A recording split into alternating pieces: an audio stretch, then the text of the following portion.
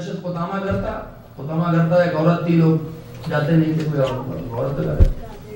اور آیا آنے کے بعد تاریخ کہتی ہے، یہ ہے مولا کائنات کی عظمتوں کی تاریخ کہ عبدالرحمن ابن ملجم سے قیس بن اشعث نے کہا دیکھو اگر کوفے والے اٹیک کر دیں گے تمہارے دونوں جانیں الگ الگ ہو جاتے ہیں، تم کہیں چھپ جاؤ. تو مسجد کوفہ کے پاس ایک استبل تھا جس میں گھوڑا کھڑا ہوتا تھا، اس گھوڑے کے استبل میں چھپ گیا. اس نے دیکھا کہ گھوڑے والے ہیں، گھوڑا صاف آف کر کے لیٹا، چٹائی بچھا کے اور لیٹ گیا، سو گیا. دیکھا شب میں جس نے اپنے چہرے پر چادر ڈالی ہوئی ہے، ایک روٹی رکھی اور چلا گیا. وہ گھوڑے کو صاف کرنے والا مزدور اٹھا، اس نے روٹی کھائی. تو عبدالرحمن نے پوچھا یہ کون تھا کہ تمہیں روٹی دے گیا؟ کیا تم نہیں پہچانتے؟ کون تھا؟ کہا ابو الحسن تھے. تو عبدالرحمن ابن ملجم کے لیے تاریخ کہتی ہے کہ اس نے ارادہ بدل دیا اور وہاں سے اٹھا اور قیس بن اشعث نے کہا کیا بات ہے؟ یہ شب کی بات ہے، صبح قتل کرنا تھا حضرت علی کو. کہنا ہم علی کو نہیں ماریں گے. دیکھیے شیطان کہاں کہاں بہکاتا، علی کو نہیں ماریں گے. کہا کیوں؟ کہا جو غریبوں کو روٹی مارتا ہے بہت ہو گیا، جھگڑا بہت ہو گیا، ہم نہیں مار سکتے. قیس بن اشعث نے کہا کہ یہ جملہ ہے قیس بن اشعث کا تاریخ میں، کیا تجھے علی کے کردار کی زیارت ہو گئی جو تم متاثر ہو گیا؟ کہا ٹھیک ہے. اس نے خطامہ سے کہا دیکھ خطامہ، عبدالرحمن گر گیا ہے، علی کا قتل ہونا ضروری ہے، نہیں ہم سب مارے جائیں گے. اسے اپنے حسن و عشق میں گرفتار کر. خطامہ کا معاملہ ہے کہ اس کے دو بھائی صفین میں مارے گئے تھے، نہروان میں. خطامہ کے دونوں بھائی نے عمار یاسر کو شہید کیا تھا. اب خطامہ سمجھ میں آئی؟ عمار یاسر کو خطامہ کے دو بھائیوں نے شہید کیا تھا اور دونوں کو حضرت علی نے قتل کیا تھا. تین تھے، باپ دوسری طرف تھا، بیٹا دوسری طرف تھے، اور اس کو بغض تھا. اس کو موقع ملا، اس نے رات بھر نیم اریاں ہو کے رقص کیا اور اپنے حسن میں عبدالرحمن ابن ملجم کو گرفتار کر لیا. اس نے شادی کا مطالبہ رکھا، کہا ہم شادی کریں گے بغیر کسی کنڈیشن کے، علی کا سر لے گیا. تاریخ میں مولا کائنات کے ثبوت میں جو بات کہی جاتی ہے وہ یہ بہت عظیم بات ہے. یہ ہم اپنے جذبات سے نہیں، تاریخ کی تحقیق بتا رہے ہیں. شاید میں اس کے لیے ایگری ہوں نہ ہوں، یہ میری اپنی بات ہے کہ علی کو قتل کرنے دشمنی میں نہیں گیا، لالچ میں گیا. بہت عظیم بات ہے. اور جب پہنچے تو اس میں ملتا ہے کہ قیس بن اشعث عبدالرحمن ابن ملجم کے پیچھے تھا کہ جیسے عبدالرحمن قتل کرے گا ہم اسے قتل کر دیں گے. عبدالرحمن اس بات کو جانتا تو پہلے آگے چھپ گیا. جو پہلے آیا نا وہ اس لیے آیا کہ قیس بن اشعث ہمارا پیچھا نہ کرنے پایا، ورنہ ہمارے گھر میں وہ پتا تھا، سب پتا تھا. مارنا اس کی مجبوری تھی کہ وہ عشق میں گرفتار ہو گیا. اور اس نے تلوار چلایا اور حضرت علی کو زخمی کیا اور مولا شہید ہو گئے. جب عبدالرحمن ابن ملجم گرفتار کر کے لائے گیا، آپ سنتے ہوں گے مولا نے پوچھا تھا کیا میں تیرا برا امام تھا؟ اس نے جملہ کہا تھا برا میں تھا مولا، برے آپ نہیں تھے. جب میں خطامہ کے کہنے پر آ گیا، کہا تو ہی تو کہتا تھا عبدالرحمن ابن ملجم. یاد ہے تجھے اسی کوفہ کی مسجد میں میرے پیچھے نماز پڑھتا تھا، علی کے پیچھے کھڑا ہوتا تھا. لیکن کہا عبدالرحمن ابن ملجم کیا آپ سے بیان کریں، کیا کہیں آپ سے؟ کہتا عبدالرحمن ابن ملجم رسول کا قول ہے کہ مجھے شقی ترین انسان قتل کرے گا. عبدالرحمن کہتا ہے میری زندگی میں کون آپ کو قتل کرے گا؟ آنکھیں کون دکھا سکتا ہے؟ میں جب تک زندہ ہوں آپ کو کوئی آنکھ نہیں دکھا سکتا. مولا نے سر جو ہے تو وقت بتائے گا. یہی جملہ یاد دلوایا عبدالرحمن تمہیں تو کہتا تھا، تب اس نے کہا تھا میں برا تھا اور شیطان مجھ پہ سوار ہو گیا. تب امام نے کہا تھا اپنے حسن بیٹا ایک ہی تلوار مارنا.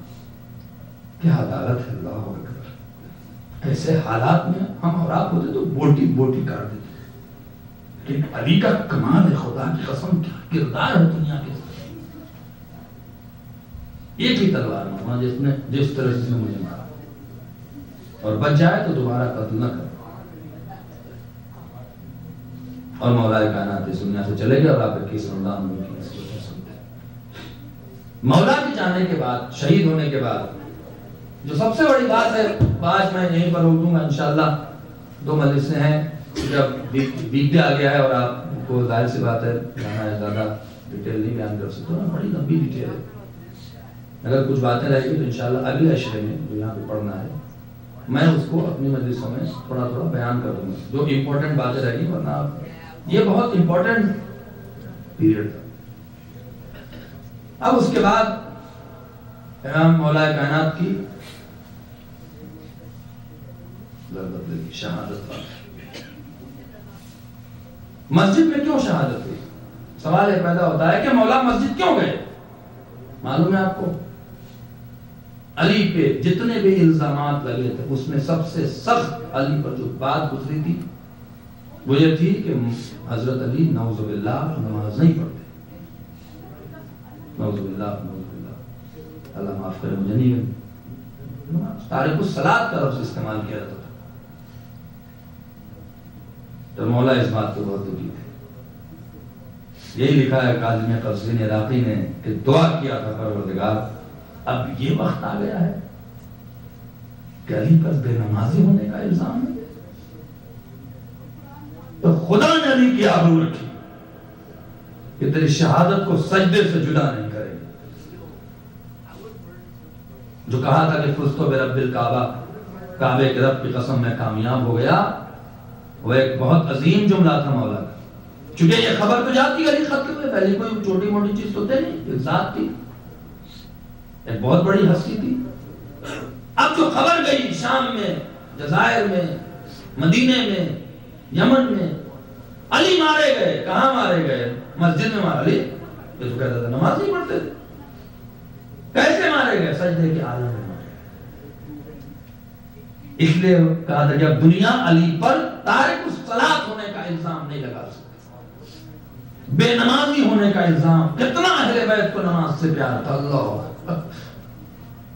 کتنا پیار تھا کہ قربانی دے دی، قاتل کو دیکھا، جگایا، قربانی سجدے میں دی، سجدے میں مار، تاکہ علی سے یہ الزام ہمیشہ کے لیے دور ہو جائے۔ یہ بحث علی کو برداشت نہیں تھی، اور خدا عالم نے مولا کائنات کو، یہ ظاہر سی بات ہے، جن حالات سے میرے مولا گزرے، 25 سال تک خاموش رہنا، اس کے بعد 4 سال 4.5 سال میں اتنا دور دیکھنا، 70,000 ممبروں سے نہ جانے کیا کیا الٹی سیدھی باتیں بیان کرنا، اس کے بعد شیعوں کا قتل عام ہونا، بغداد میں گارہ بننا، گارہ بنا دیتا جس کو آج بھی قلعہ احمر کہا جاتا ہے، جس میں متوکل بیٹھا، مامون بیٹھا، وہ سادات کے گارہ صحیح ہے، پانی کی جگہ خون استعمال کرتے تھے، جوان جوان لڑکے لڑکیاں پکڑ کے لاتے تاکہ نسل ختم کر دی جائے، علی کا نام لینے والا کوئی باقی نہ رہے۔ سادات خوشی ہوئی ہے، سادات کا خون بہا ہے۔ آپ ایران عراق کی زیارت کو جائیں، ایران میں دیکھیں قم میں چہلستران ہے، ایک جگہ ہے، آپ نے اس کی زیارت کی ہوگی، 40 جوان سادات کی لڑکیوں کو زندہ دفن کر دیا گیا، اس لیے کہ متوکل کا کہنا یہ تھا کہ ان کے جوانوں کو مارو تاکہ نسل آگے نہ بڑھے۔ نتیجہ یہ ہے کہ ہم سادات جو آج ہندوستان اور پاکستان میں پہنچے، یہ وہ کوچ کر کے پہنچے، ورنہ ہمارا اصل وطن تو مدینہ اور اس کے بعد نیشاپور اور خراسان قتل ہوئے۔ اس طرح سے پھر اس کے بعد آپ دیکھتے تاریخ آتی گئی، ہلاکو تک کا زمانہ آیا، شیعوں کو کوئی راحت نہیں تھی، شیعہ کہنا کہا اور قتل ہوئے۔ پھر جب مغل کا راج آیا ہندوستان میں، اورنگزیب کی وہ آج بھی حیدرآباد کے اطراف میں اور اورنگ آباد کی وہ تاریخ آپ جا کے دیکھیں جہاں پہ شیعہ کشی ہوئی ہے، پابندی لگا دی عزاداری کے اوپر، پابندی لگا دی شیعوں کے اوپر، مجلس نہیں کر سکتے، ماتم نہیں کر سکتے۔ لیکن اب جا کے اورنگزیب کا جب خاتمہ ہوا اور جب انگریز آئے اور انگریز کے بعد حکومتیں آئیں، پھر ملک بنا، تو اب جا کے شیعوں کو راحت ملی۔ اب جب راحت ملی، ہم پہ ضروری ہے کہ ہم مولا کائنات کی مظلومی کو بیان کریں، ورنہ آپ دیکھیں پھر سمٹنے لگی ہے زمین ہمارے لیے۔ دبئی کے حالات آپ کے سامنے ہیں، یمن کے حالات آپ کے سامنے ہیں، ان ملکوں کے حالات آپ کے سامنے ہیں، پاکستان کے حالات آپ کے سامنے ہیں، آپ دیکھ رہے ہیں نا زمین سے مٹی جا رہی ہے پھر ہمارے لیے